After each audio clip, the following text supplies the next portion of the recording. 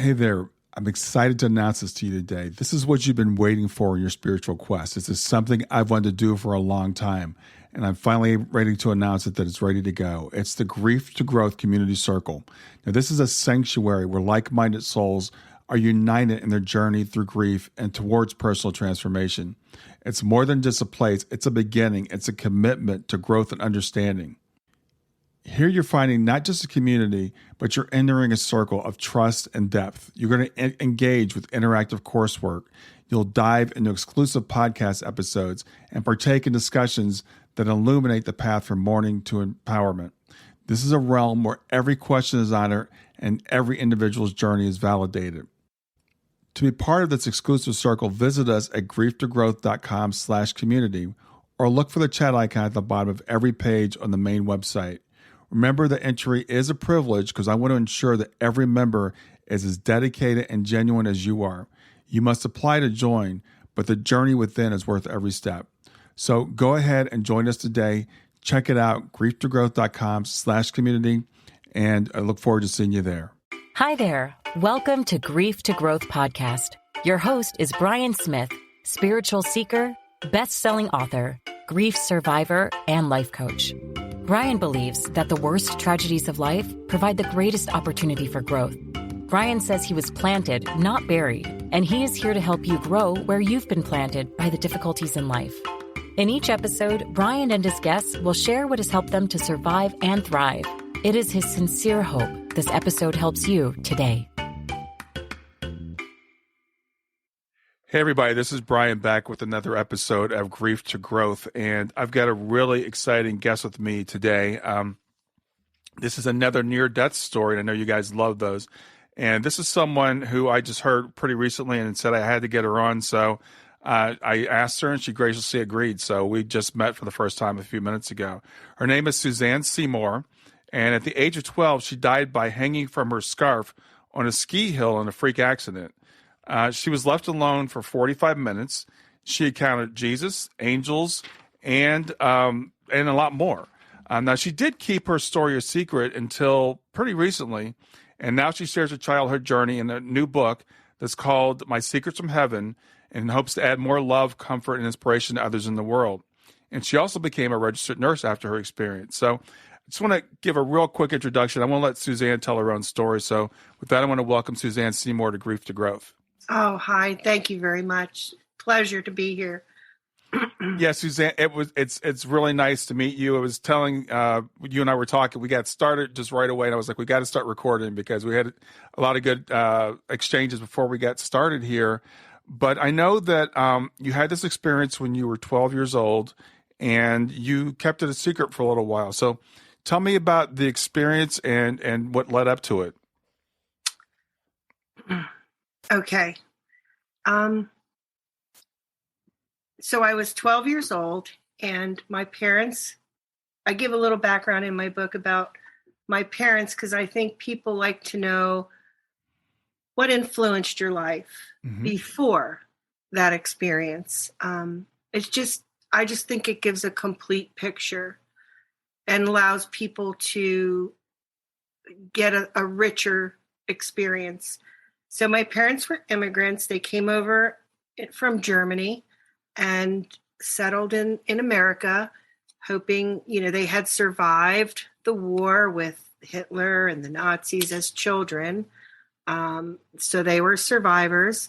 I did not have a strong religious background at all. There was no prayer in my home or any practice, so to speak. It was, they were scientific.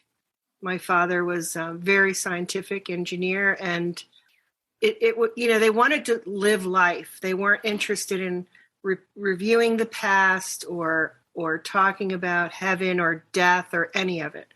So for them, that was really my experience as a child. When I was 12, they were reunited with my grandparents who decided to move here, and they built a home together in Pennsylvania. And one blizzard, so the story begins one blizzard day in the 70s, 1975. We didn't know it was going to be a blizzard. Of course, the weatherman. oh, a little snow, don't worry about it. Mm-hmm. So we're like, what are we going to do today? We don't want to sit in the house. Let's go for a walk. Then we found our old skis in the basement. And my mother said, let's just take the skis and see if we can't run down the hill a few times. So it was my grandparents, my parents, my brother, and myself. And we went for a journey and a hike. We wound up getting into this blizzard just came out of nowhere. The snowflakes were, but we did make it to the hill. It was a struggle. We got lost because the roads and the forest looked the same. So we wound up getting lost, but we did finally make it. The ski hill was not for public use. And the reason I tell this is because there were no safety features, it was just my family there that day. As a matter of fact, the maintenance man happened to be nearby and was locking up another facility. And he turned it on, telling my parents, just shut it off when you leave. Here's the key. Mm. So this big machine was in a booth that pulled this rope for the ski hill. So my brother and I, not being regular skiers, we had, a couple pair of used skis, decided to get in a few runs since we walked all that way. And my parents and my grandparents stayed at the bottom of the hill. So I'm setting the scene. Mm-hmm. And this was just a freak accident. The rope spins spiral. And so it pulled extra hard because this wasn't a rope that a ski lift that was regulated. It was just a local community. It was a large lift, but it wasn't the typical. Anyway, we looked at the booth before we started because my grandfather, my father, they're all engineers, and they wanted to take a look at it. And we noticed there was a little square cutout, probably the size of your computer screen. And it went into this shack, and the rope went in, and then it came out up high again out of the same size. Okay. Inside was this giant pulley. Well, on my way up, I grabbed a hold of the rope the best I knew how. I didn't have any skiing lessons or, any instructor. So I grabbed it, and my scarf entangled in the rope. And as it twisted, I thought I can get out of this, and mm-hmm. I was a very I had a lot of inner strength. I wasn't a fearful person. I'm like, I can get out of this. So I started to work on it. Really quickly, I realized, wow, that hole's coming up ahead. I have a few seconds here. And it got tighter and tighter, and my head hit into all the ski poles on the way up, and it became a very violent hanging. And so I hung the whole way up the ski lift. And at the end, I thought, well, my head's either going to go in it has to go in that square, and I'll either be decapitated or it'll be crushed. And I knew there wasn't a way out at that point. A few minutes later, or seconds or moments, I wake up, or I was awake. I don't know. I went from seeing that entranceway, and then I remember the next thing I saw was looking over towards the woods, and I saw this beautiful, beautiful being walking towards me with beautiful light. And on a gray day with lots of snow, you really notice this light. And it just was warm. And I remember being very cold, and then all of a sudden now I'm warm. And there's just this radiance of it's just everything, love and beauty. And it's coming towards me. And I thought, that's my dad. My dad is coming to get me because I love my dad. So he was coming towards me, and he's going to rescue me. And I was looking, and then I realized that's not my dad, because as he kneeled towards me, he let me know who he was. And I hadn't seen, pictures or, we didn't talk about angels. It wasn't part of my growing up. And he let me know that he was Jesus. And his hands reached forward and he had two angels with him. And they were not like the angels I've seen in pictures where they're women or female and they have beautiful sparkly wings. These were males. Mm-hmm. And they were actually they had strength, they had kindness, and they had humor towards me as a child. So there was a taller one and a shorter one, and the shorter one kept tripping as they were coming forward, and the taller one was like, "Come on, keep up, and hurry up." And so I was giggling because they smiled. They were, a little silly. And Jesus had his hands out, and then he touched me and he picked me up, and I remember just feeling like it was the love of 1,000 loving fathers. Like it wasn't so secure and safe and home and family. And I knew that he told me everything, just communicating with his eyes and his hands. And it was almost it is telepathic, or whatever word we want to use. It's hard to find a word for what we don't have here, but he communicated everything about himself to me. And I understood that he knew everything about me in a moment, everything. He could hear my heart, my thoughts, my worries, my pain, everything he knew. So it was a extraordinary, unforgettable experience that I've carried from 12 years old all my life. And, people who might wonder, is it a dream? Is it, lack of whatever they might think. I've had many dreams and I've had many experiences, and I've been a nurse, an RN for over 25 years. And have children and a family, and I know what I know. Mm-hmm. That experience of having Jesus save you or come to you, it's the most real thing I know. And it's my compass.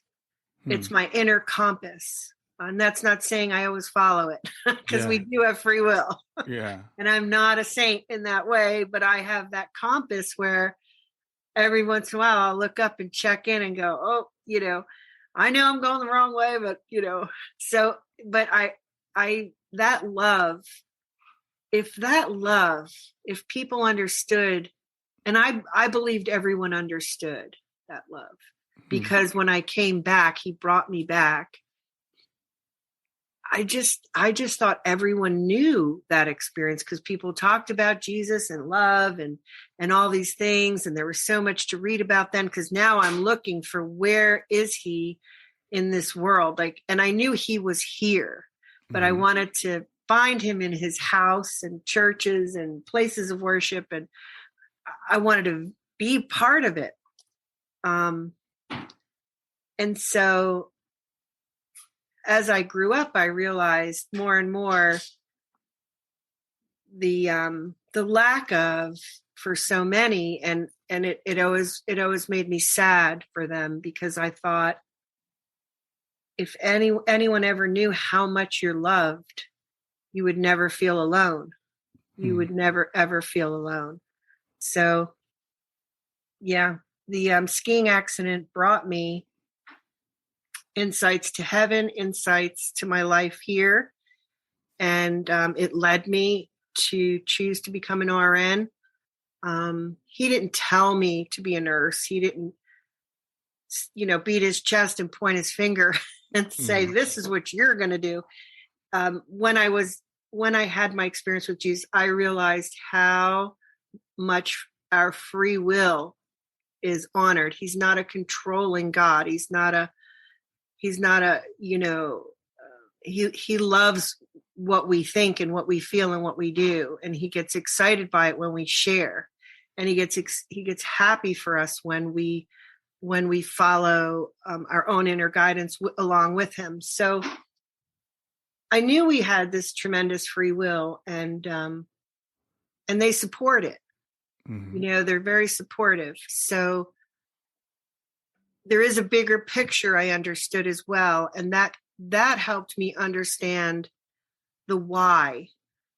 People ask why, but why is a tough question because it's such a big picture and there's so many components that are always moving along with our free will and along with heaven's plans that it probably would take a telepathic communication to get that information downloaded quickly. And time here is very short. So I don't know that we can figure out all the whys while we're here.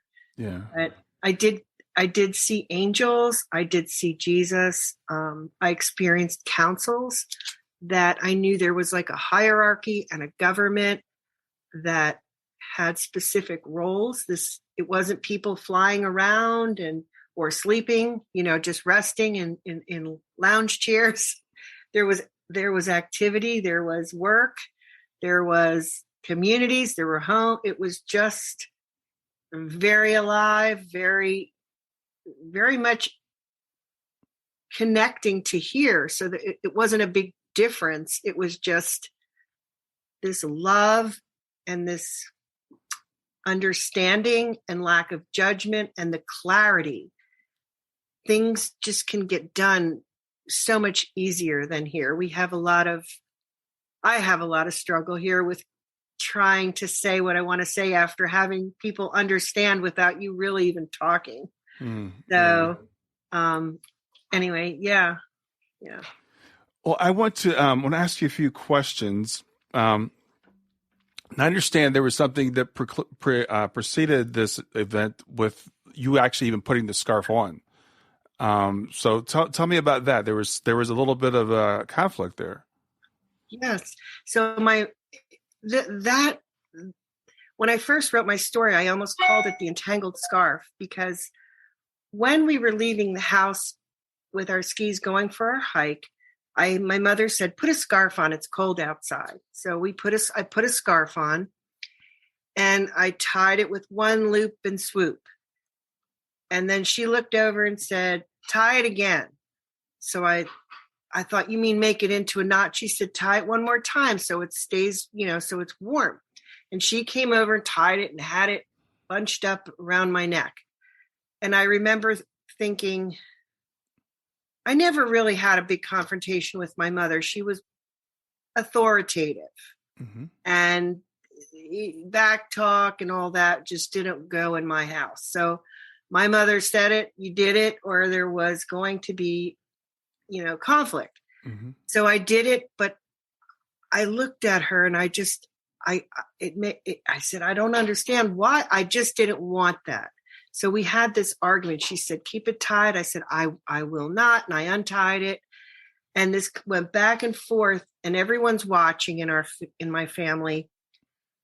And I describe it like, did you ever just get such a strong feeling that you don't want to go somewhere, you don't want to be somewhere, you don't want to wear something or do something, but you don't know why?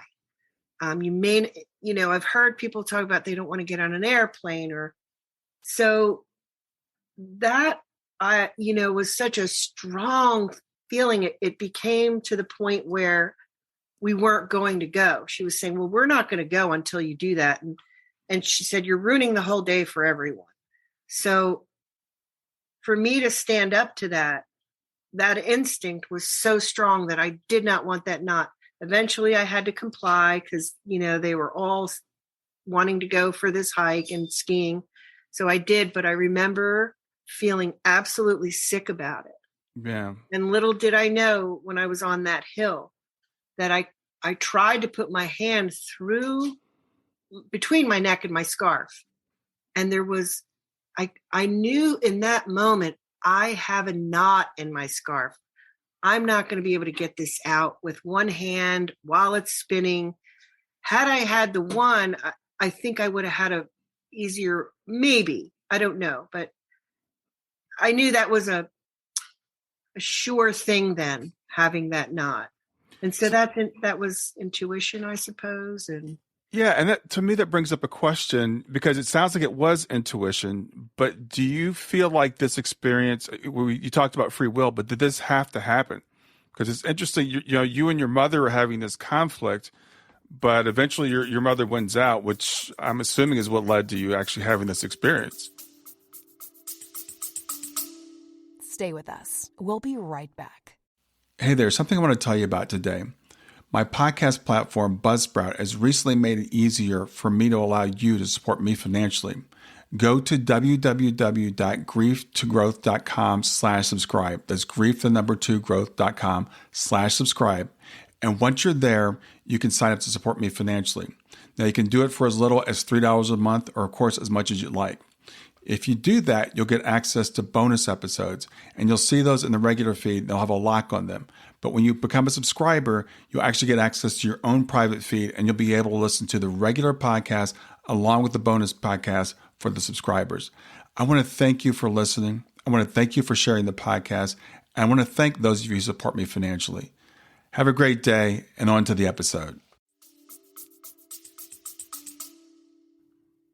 did I think the experience had to happen? I'm asking you at this point, looking back on it. Wow.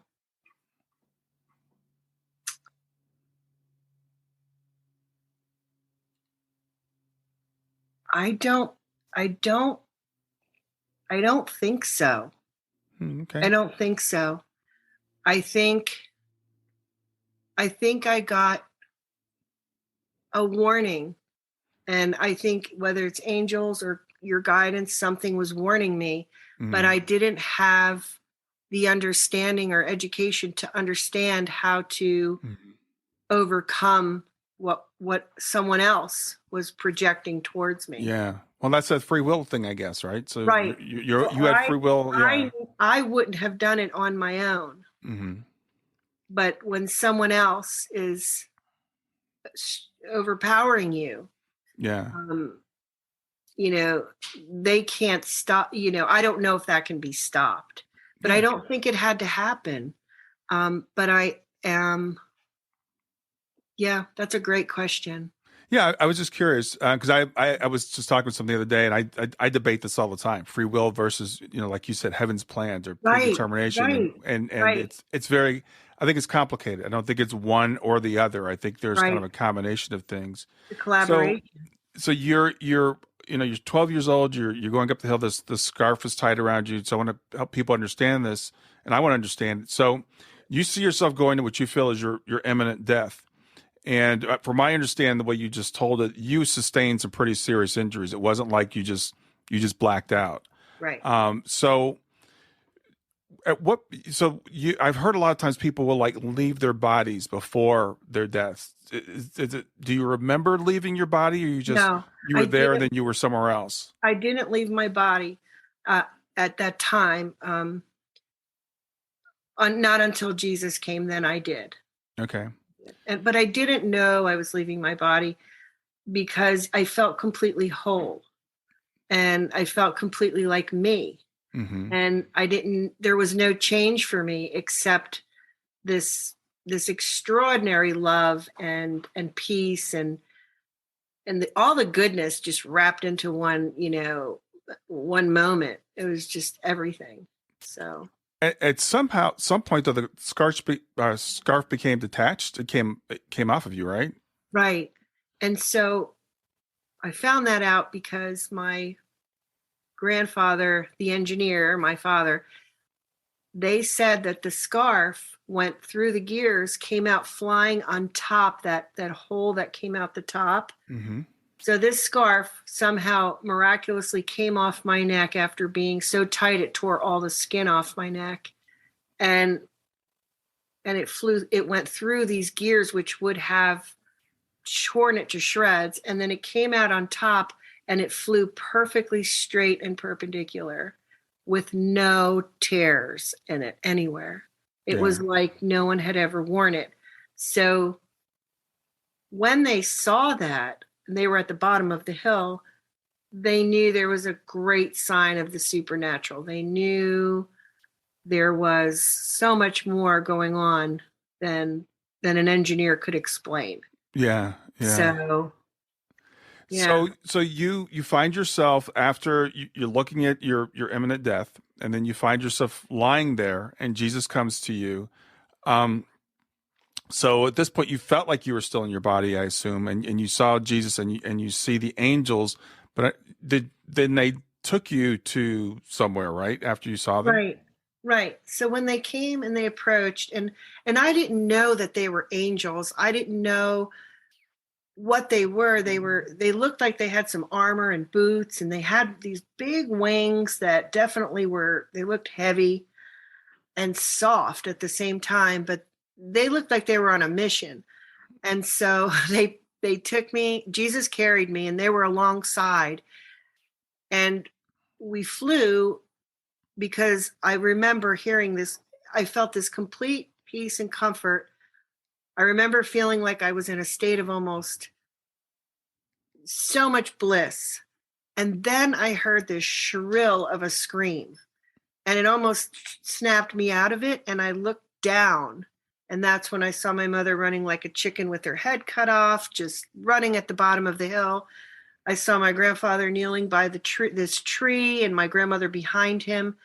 And they believed I died because there was no other option. And so I could see them in my mother's pink coat, and I knew that because later we spoke, and they knew that. They just knew, because how would I know that? There's no way you can visually see that from the top of where I was. So we flew, and he took me to, it was a quick flight. We were there, landed safe. I sat on his lap under this big tree that, later in life, I read things and I go, oh, was that tree? So for me, it's all reverse learning. Things I saw, now when I see things, I go, oh, that's what that was. And that's been over my lifetime. So it's always really magical. And I remember seeing that tree, and that tree had wisdom. It was so wise. And I say that because I remember it looked, well, I've seen pictures in California where the trees are so big you can walk inside. Mm-hmm. Have it was almost like that. And it had, and then I remember, so I have to piece it together to make it relatable to things I've seen here. Like I've seen things here where, like I watched Harry Potter, and they had a sorting hat, and it could tell which one. So this tree had that ability to decide if someone was, and what it was deciding was your truth. Are you being open and truthful because they know everything about you, but people still try to say, no, I didn't do that, or no, that wasn't me. And I watched, because we sat there, and I remember thinking, there was I don't think I wrote this in the book, but I think there was someone, I felt like he might have been a thief or something, but he was traveling through, and they didn't let him. Something happened. He went down somewhere, and I didn't see fire or anything like that, but he wasn't going farther than the tree in that moment. Maybe later, maybe someone else approached. I don't know. But it was wisdom. So the only thing I've ever read was that there's, the tree of knowledge. So I thought, well, and it was very much, had ability to do that, but I didn't actually write about that. Yeah. So, so you fly with Jesus and the angels, and you come to this other place, and then I understand you then encountered some more beings.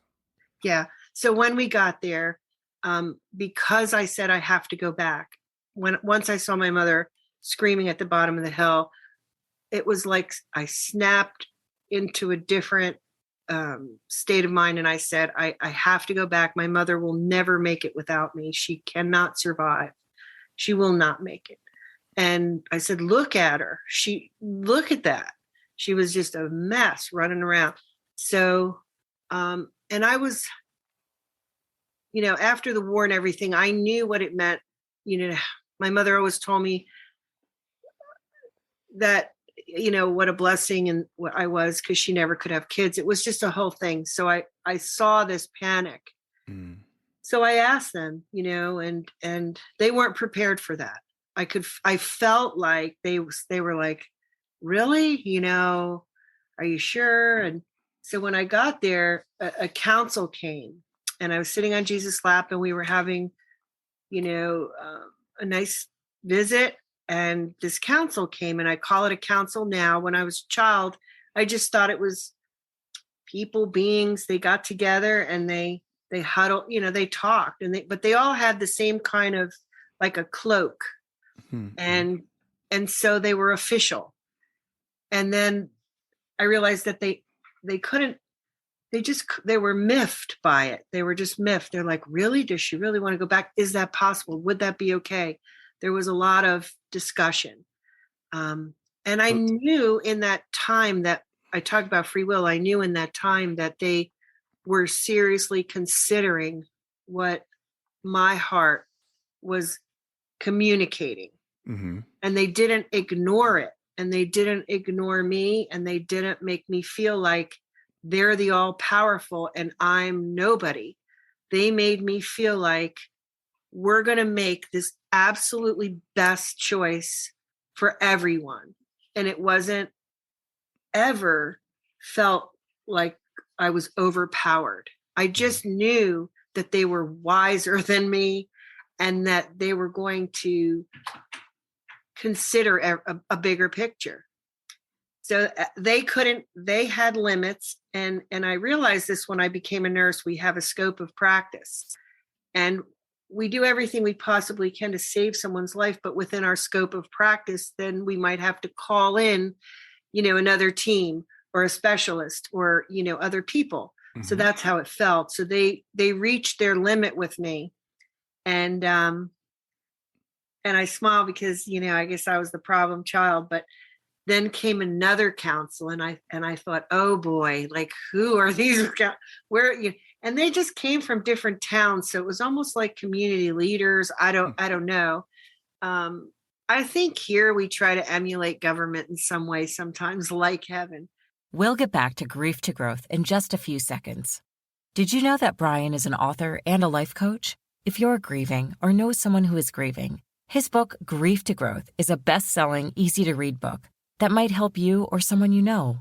People work with Brian as a life coach to break through barriers and live their best lives. You can find out more about Brian and what he offers at www.grieftogrowth.com, www.growth.com.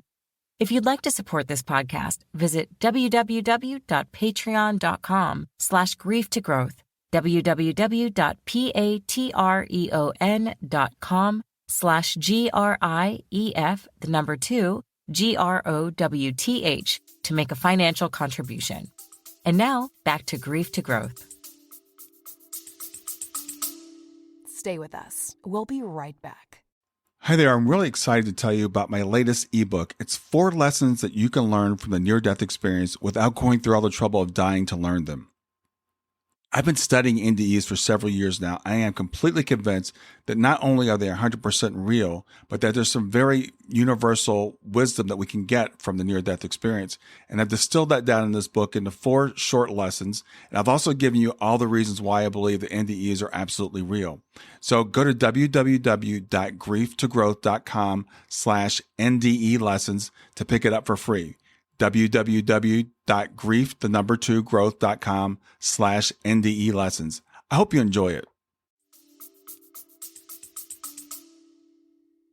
So they had their people who were, in charge of this particular issue. Mm-hmm. And they came, and now there were more, and they had different colored cloaks. Everything looked very realistic, very official. It wasn't anything, that I would think like, wow, I'm on another planet or something like that. It just was beautiful and loving and extraordinary. So now they had their job to do. And again, there were questions, and they were communicating with me and each other. And they had a limit of what they could do.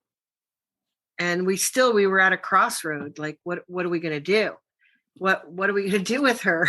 So you were saying you were saying you want to come back, and they were like, well, we're not sure if this is okay. We're not so sure that that's the best thing for you. Like, or they listened. There was a lot of telepathic communication. So everything was listened to, my heart, my mind.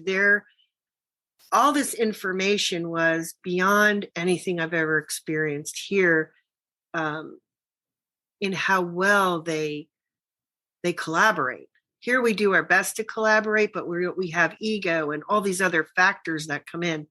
There, it's a pure collaboration. It comes from a place of pure love, wisdom, and there's no smoke and mirrors. Everything's clear. So that group, I could see the first group I could see was relieved when the second council came in, and they all gathered and talked. And then the second group I could see, now they called in even more. So more kept coming. And I thought, oh, there's more.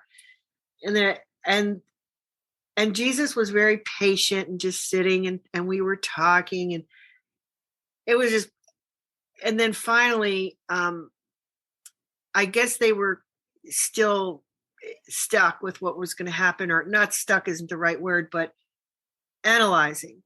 So along came, they had to wake this other being, and he was an older man. And I say a man because he had me to study his face, and it was very chiseled, and I didn't know who he was. But he actually put his arms under my armpits, kind of from behind, and he just sort of glided me around really fast to show me what I thought looked like universities or libraries or houses of information, to let me know how intelligent all this is. Because he's showing me old, because I think he wanted me to equate age with wisdom. And then all those places of records or films, or he just let me know that everything is taken into consideration. Everything. And our understanding, he let me know, he taught me so many things in a very short time, and they come out as I grew older, not at 12, but in my adult life, these things would just keep unfolding, where I recognized, and it was usually would unfold when I was helping someone else. I would get that information or knowledge, and I would have better words to say to the person, maybe, or better, because of course I didn't tell people what happened to me, but I communicated as a nurse or as a friend, mother, whatever. So it was amazing and I learned that there's like levels of that. We're all at different stages of growth. We're at different stages of learning. And so they showed me by these different councils and all these levels that there's just, you think you know everything, but there's always more. There's always more to know. And that I may not know why or anything, but there is a system that does, and that it will perfectly fit to what's best for me and for you and for everyone. It does the absolute best with what's happened. And sometimes it is from our free will, and they're trying to heal it, put it back together, fix it, move it along. It's a work in progress. So it was really interesting. As a child, it just didn't all come through in one. When I brought it here, I didn't really need all that right away. But as I grew up, it would all come through. Wow. Yeah. So it does. It still does. So they wake up the older, wiser person, and is that who you finally convinced to let you come back? No. I didn't feel like I had, and I didn't feel like I had to convince them. I felt like when they knew, and I trusted them completely. That they, when you really trust someone, you just know they're going to make the right decision. They're going to work with you. They're going to work with you. They're not trying to. So he was, nobody wanted to wake him. He was pretty grouchy and serious, and he was more of a heavy, he was heavy. He was like, don't bother me unless you really know, don't come to me unless you really have to. Like he's very specific in his role. And I thought, oh, great, and so he, and so later in life, I was out somewhere and I was an adult, and I remember hearing a name, and I was actually watching the Olympics with friends, and it was a couple years back, and I hear this name, and I said, that's him. And I couldn't share because I hadn't explained all this to my friends. I said, how do you spell that? How do you spell that? So they said this name, and why would we be talking about that in the Olympics? I don't remember. It just was random. And so they said Melchizedek, and I didn't know how to spell that, or who is that. So anyway, there's very little written, but from what I experienced there, that's who that was. So, so you said sounds like it was a collaborative thing. We're trying to figure out what's the best thing for Susanne and for everybody. And everyone. They consider everyone involved. They really do. And even back probably to your ancestors, because they have the records of everything, and we're all connected. And I really knew that we have families, and we love each other, but we're not designed to be ripped apart, never to see each other again. That would not be the point of anything. So to them, the separation is not very long because time there is different. So the separation there is quick. The separation here is a lot longer, right? Because we feel like, day by day, but there it's the time is just so much different. So at what point was it decided you were coming back, and what did that look like? What happened? Okay. So after Melchizedek came back, and he showed me everything, and I felt like he was letting them know I did my best. I don't know. And he was kind of like, I don't know. I did my best. They were all standing there going, I don't know. They weren't at a conclusion. And then I remember Jesus looking at me, and I was looking at him, and then we both looked over, and there was like this mountains, or it was like a hillside. And then over that hill, this big golden light just came over, and it just came towards us. And I thought it looked like a hand, because to me, it felt like it was coming, reaching, but it was this big light. And then Jesus and that light, they became one light. And then that light of gold, that makes any sense, but they were gold. It was this gold light. He connected with it. It touched him first. That connected, and then my heart. And then he looked at me, and they had said to me right before that came, because they were like, we don't know. And they said, are you sure you want to go back? You're going to have pain. We can't promise anything, life. Because let's face it, here, we're not guaranteed, we don't know. So they weren't promising me a free ride. They were like, well, we don't know. And so, are you sure? And they were, are you sure, sweetheart? They kept saying, are you sure? And I said, yes, I'm 100% sure she will not make it. I have to. And they were just like, wow, I don't know about that. So then that golden light came. I believe that was the permission when Jesus actually became, Jesus and God are one. So it became one. Then he let me know he was all that.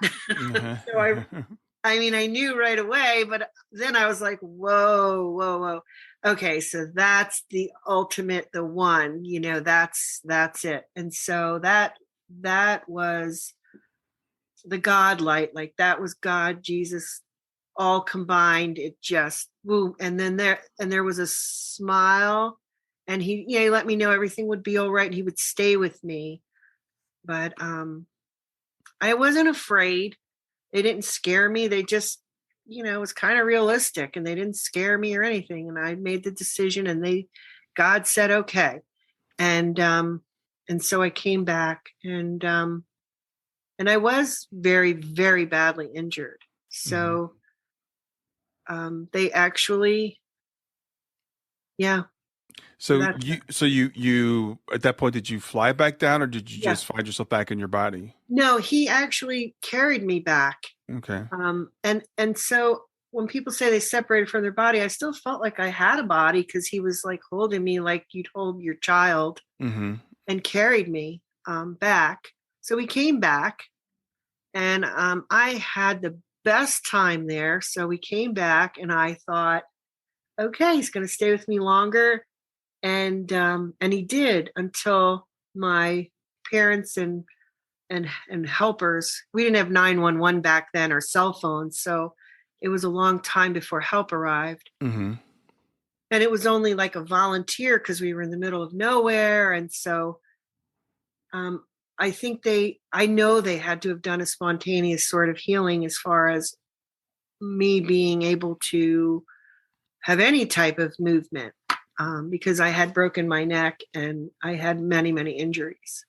And I had I was really, really mangled.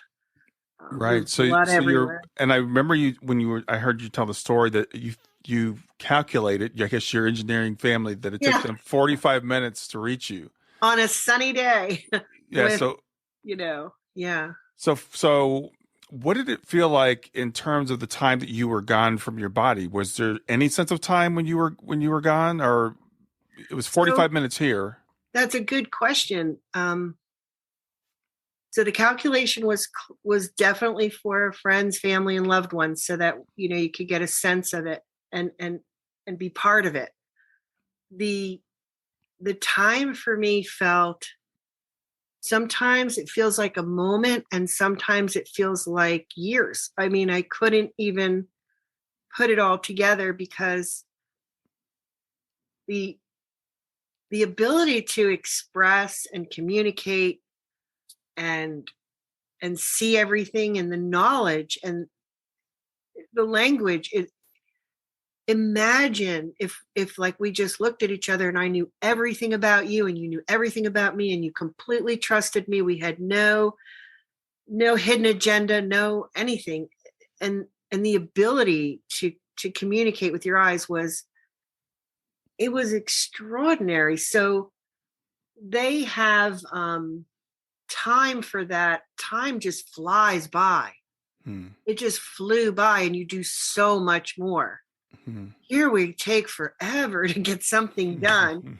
And it's hurry up and wait, and we work really fast, and we work overtime and double time, but there they get it done. Yeah.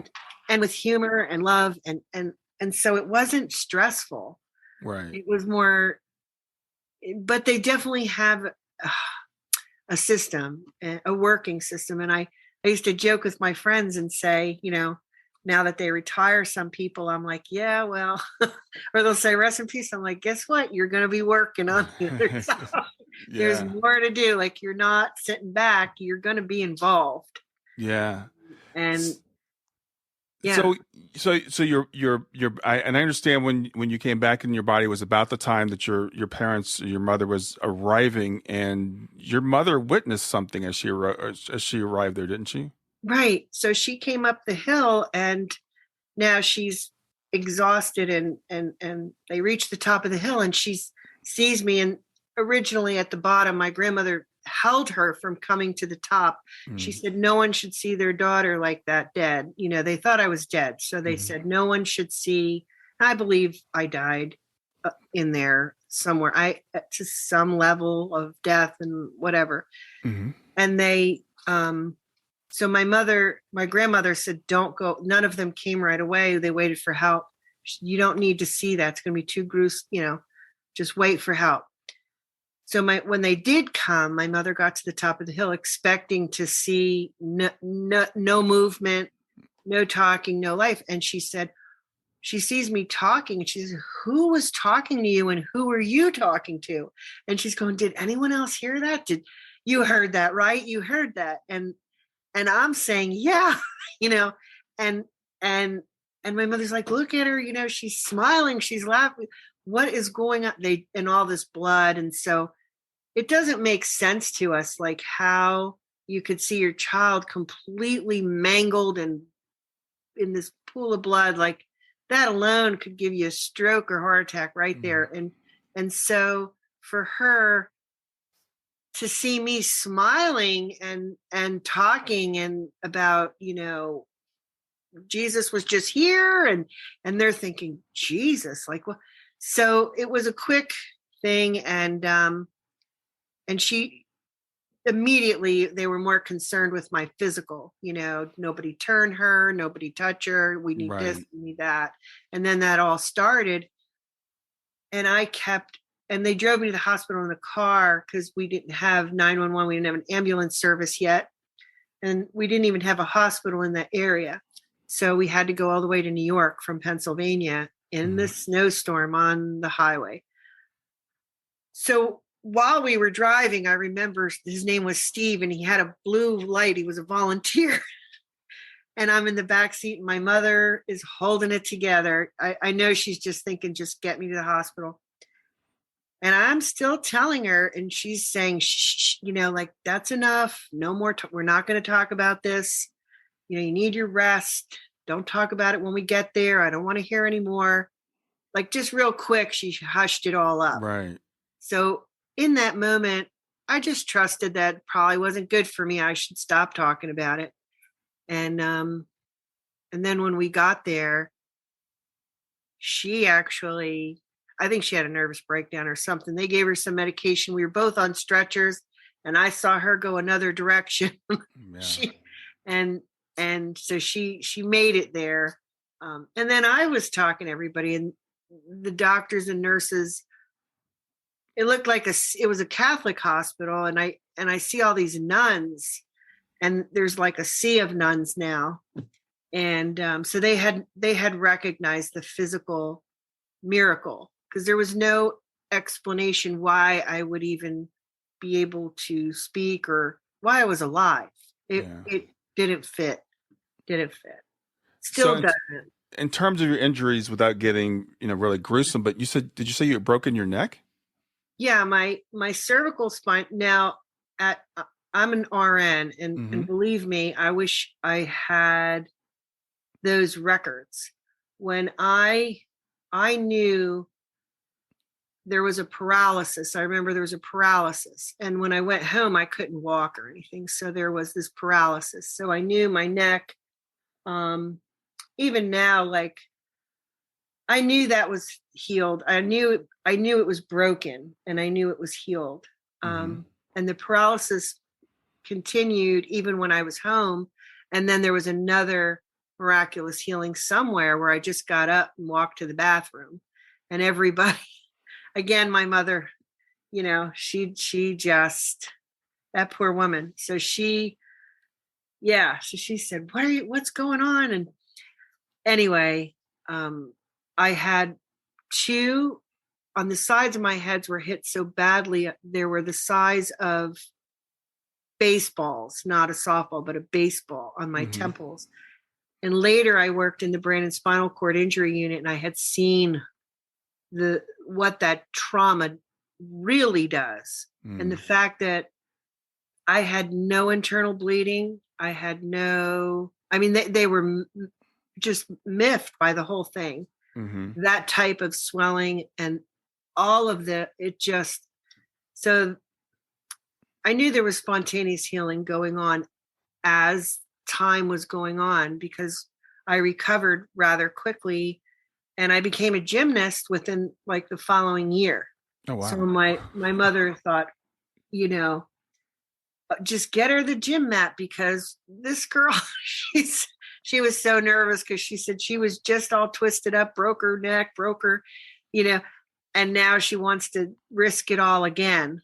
But I felt good, and so for whatever reason, I was given that level of healing.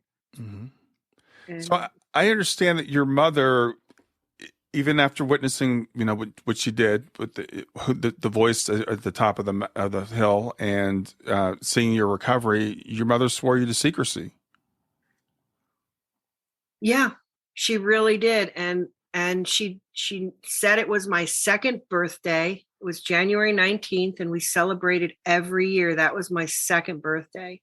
She didn't want me to tell anyone. I don't think she trusted people, and she also didn't want me to relive my death, because for me, that's still, even though I can talk about it because I want to share the part with heaven, with people, as a mission and a thank you to God for everything, but to the experience, I still, have a lot of trauma from it. And Sure. And she didn't want me to have the PTSD. She was just trying to contain that, to the point where they tore that whole ski lift down, and everyone told my parents to sue the hill. And I remember going to a lawyer, and my mother, I remember they offered her, like, I don't know, back then it was like millions of dollars. And she said, nope, I don't want her on a stand. I don't want her talking about it. I want her to have a normal life. And so in that, I realized it wasn't safe to talk about her for me, for others. I thought, I've got to just move on, and I can't share this because I could get sick from it, or, I just trusted her that she said, no, and then I said, never. And she said, not while I'm alive. And so I started writing my book right after she died. And truthfully, and it took me about 6 years because I was also working as a nurse. And I wrote it in my bathroom by myself because I didn't want any influences in my life too. So yeah, I did honor that. Well, I think it's important for people to remember the time frame, because the term near-death experience is common now. But at the time this happened to you, Raymond Moody was just writing his first book and coining the term. So nobody knew about this. Nobody knew. And I really thought everyone knew. And so I had to learn how to integrate it into my everyday life, with friendships. And I remember my mother having to guard me because I came back wide open, and I would give you anything I had. I had no sense of boundaries. I would give, I just, everyone felt like my family. Like, I just didn't understand enough. So there was a lot of protection. I had to learn a lot of boundaries as a preteen, and then into my teenagers, where everyone wants to be the same and fit in. It wasn't a great time. I couldn't talk to a friend, or, you don't want to be the freak or the, what is she talking about? So I did learn after, that God does have a bigger plan, because now when I speak about it, I've had a lifetime as a science professional. And so I have that integrated, and I've lived a life where I'm paid to make good decisions and choices. Yeah. And so for me to speak about it now, I don't have that fear of, as you do as a child, where if your mom says it's not good for you, and she would always say, like, nobody loves you more than your mother, and no one's going to protect you more than your mother. And your mother knows, and your mother this, and your mother. And so in that generation, you really, it was different. It was different. You listened. Yeah. It meant a lot. It meant everything. Well, there are a lot of people even today, adults that have NDEs and don't feel comfortable sharing it. And it might take, I was telling you before, I think we started on the air, I've been to several IANS meetings, and people, they barely share in front of each other. Right. It's so taboo in our society. Yeah. So I appreciate you being brave enough to come out and tell this, because it's very healing for people to hear this, because we do sometimes, we feel like we're alone. We feel like this doesn't make any sense. When our loved ones pass, like I was telling you before, my daughter's passed away, and am I really going to see them again? Are they Right, really okay? Because even with our religion, it's like, is it really true? right. We want to know. We want to know. Because it's hard here. And it's easy to, you take a few really strong hits in life and it's easy to just keep going down a notch. And I remember, this is a great thing that happened. I just wrote my book and I was at a fair here in my town. It had like 100,000 people. It's an annual event. So I did a book signing, and this young man, he was in a wheelchair. There were so many people. The streets are crowded. The roads are blocked off. It's 100,000 people.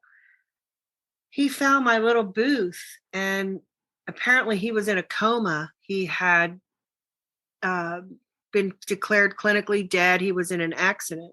Hmm. And he was in a coma for a very long time. I think it was over a month or two, or a long time.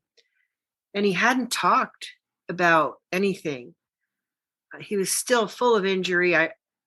His little wheelchair found, he was about 19 or 20, found my booth, and he saw my story and, the book, and he stood up and he was with his family and he walked towards me, and we immediately hugged because I saw this light in his eyes. A total stranger, but I saw that gold light. I said, Hmm. I know where you've been. Oh, And wow. he said, and I know where you've been. And he hugged me. And when he hugged me, he said, I could stay here forever. Hmm. And then he stood back and I said, you didn't want to come back, did you? And he goes, no.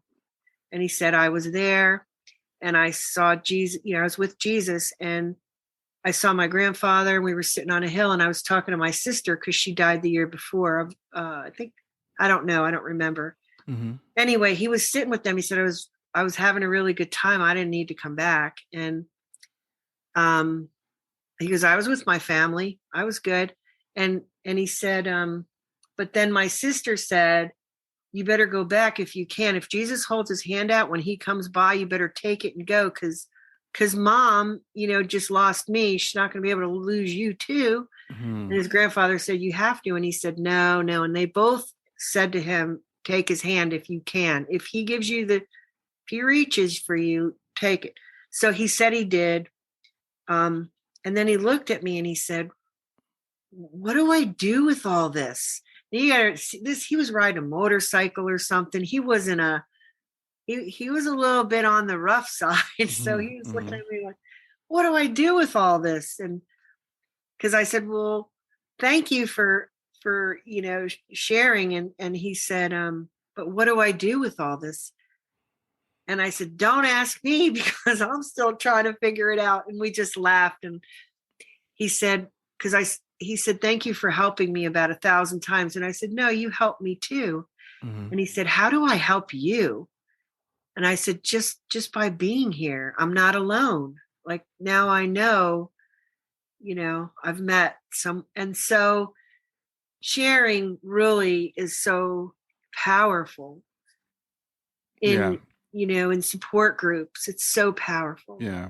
Yeah. I think it's important for you guys to be able to share, but it's also really important for us. I Yes. personally believe that near death experiences have so much wisdom for all of us. And I've heard people say, I don't make this mistake anymore, but I've heard people say, I wish I had a near death experience, because it does bring so much wisdom and stuff, but it does come with the trauma. And It comes so, with a lot of trauma. And that young man, he was in so much pain. His body was so I could feel the dampness of, he was still damp, and you could, and I knew he was uncomfortable because he was just placed back in it. Because mhm. when you leave, you get put back in. And so I knew he was like, oh, here we go with all this aches and pains. And, you know, but, um, but meeting me, and then when he spoke, his family started crying because now they heard him out loud say he didn't want to come back. So now they're thinking, oh, does he not love us? Does he love his grandpa more? And it's just not like that. It's about being in the moment. Where Mhm. you are in the moment of your life is the focus. Being alive is a gift. And so when we have that much pain, we just have to look at that like I try to stay and live in the moment, because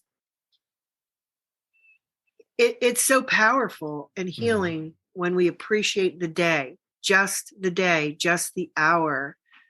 And when you're on the other side, you're truly in the moment. So it's all time. And Yeah, and I know I've talked to people who have made the decision to come back and then kind of regretted it because it is hard here. But I appreciate the fact that you have, and I appreciate you being Thank here you. to tell your story, to give hope to so many people that, again, for me, I've been studying NDEs for 20, 30 years, and I never get tired of hearing them, because sometimes we think, oh, it sounds too good to be true. It's you know what a blessing you are for someone like me to know, like, where did you come from to know to do this, to help others? The fact that you have a platform for others is tremendous. I really thank you from the bottom of my heart, and I know you feel this, because what you're doing didn't come from an NDE, but it comes from a place of love and love for your daughter, and it's just that smile behind you, to me, speaks like she is with you all the time. Like, she's like, go dad, go dad. So it's a really beautiful thing that you do, and help in helping others as well. As much as I am, you are.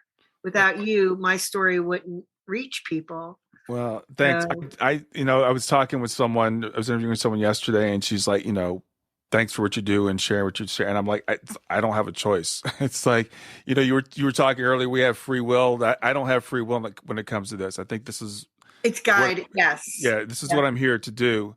Yeah. And I've been very fortunate that, people like you have been put into my path. And we were talking earlier about, IANS. I've gotten connected with that organization. And I think this is just such an important message, because I believe the problems in the world are because we've forgotten who we are. The people don't realize that we're divine beings that aren't from here. We're just here for a little while. And your story helps me so much, because there are times it's like, I don't really want to be doing this, but I know it's a limited amount of time, right? I know that, and from the other side, they're like, you're fine. You're only there for a little while. It's just a bump and a bruise. You'll be okay. I get so much help, and I tell the story because I ask all the time for help. If it's my car keys, and I know I've been to places of worship, and people talk about, the death of Christ or the death of this. And I know the significance is tremendous in that, but there on the other part of it, there's so much joy. There's tremendous joy, like childlike joy, like dance, music, love, laughter is really what he's wanting you to have here. Listen to more music, be with your friends, help another person. All those things are truly in life, Yeah. and on the other side too, it's just there. Wow. We cut through a lot of the boundaries aren't there. So Right. you're like, things are open. You're more open. Mm-hmm. Like, Yeah, well, the thing is about where we are, and I love what you just said, there's good and bad here, and we can choose what we focus on. And Right. when we realize that the bad is only temporary, then we can choose to focus on the good. And that's really what I've been working on for the last however many years it's been now. But really choosing to focus on what do we have that, while we're here. There's so much stuff that we can do. And the bad stuff we just have to get through, and we will. And together, Yeah. we can get through it together. We can get through it, and you can ask for help. And people have talked to me, and I say, when I ask for help, I just talk. I don't have, for me, it was extraordinary and so intelligent, but at the same time, it's simple. Mm-hmm. You don't have to be a cookie cutter person or fit into a certain box. They love you the way you are. You don't have to look or act or be a certain way, or they look everything about you is unique and original and special. And we do that here. It doesn't come from anywhere else but here. And so it's absolutely great to meet like-minded people who get it. And it's great to share, because like that young man who shared with me, even though I've had my experience, that was tremendous for me. I was like, Yeah. We were just so happy. And to know it's okay to say I met Jesus. Yeah. and I always wondered about that too. I thought, wow, doesn't he get a bad rap here sometimes? And Jesus is, I used to feel bad because I thought, what are people doing to him? He came so simple. Love is simple. It's just love, love, love. And there's no other question about it. It's simple. You can talk to him, ask him. He'll guide you if you want to. I put my free will down. Sometimes I'm like, just tell me what you want me to do. I'll do it. And he just smiles like, and that's how this started. I was sitting on my bed talking to my husband. He was on a Zoom meeting, and he said, what are you thinking? And I said, my daughter has a chronic illness. And I said, I think she's feeling a little better these days. Maybe I think I might be ready to do more. I thought, I'll just write a book, put it out there, and I can just go about my life. And if someone wants to pick it up, fine. If not, fine. My children have it. My friends have it. Yeah. But, where it'll go wherever it needs to go. I didn't write it to be an author and, and all that. I just wrote it to help. And then I said, I think I could do more. Within 24 hours, the phone rings, and there's these people lined up from this community just saying, welcome. Yeah. What do you want to do? And I thought, everything. Awesome. So here you are. I appreciate you answering the call. Susanne, we're just about out of time. I want to give you a chance to say anything you'd like to say before we sign off for the day.